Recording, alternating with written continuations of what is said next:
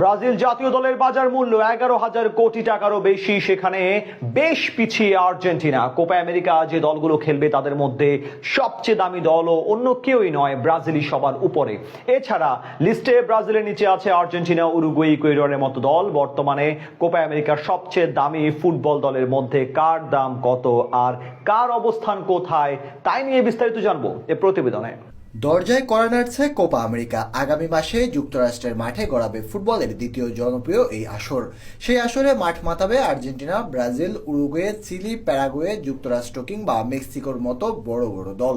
তবে তাদের মধ্যে সবচেয়ে দামি দল কারা? ইউরোপের বাজারে ইংলিশদের বাহিরে একটি দলের খেলোয়াড়দের মূল্যই থাকে আকাশ ছোঁয়া, সেটি ব্রাজিল। এখানে ব্যতিক্রম নয়। কোপা আমেরিকা যারা খেলবে তাদের মধ্যে সবচেয়ে দামি দল ব্রাজিল, যাদের বাজার মূল্যটা 11,160 কোটি টাকার বেশি। অবশ্য এই তালিকায় শীর্ষ 5-এ জায়গা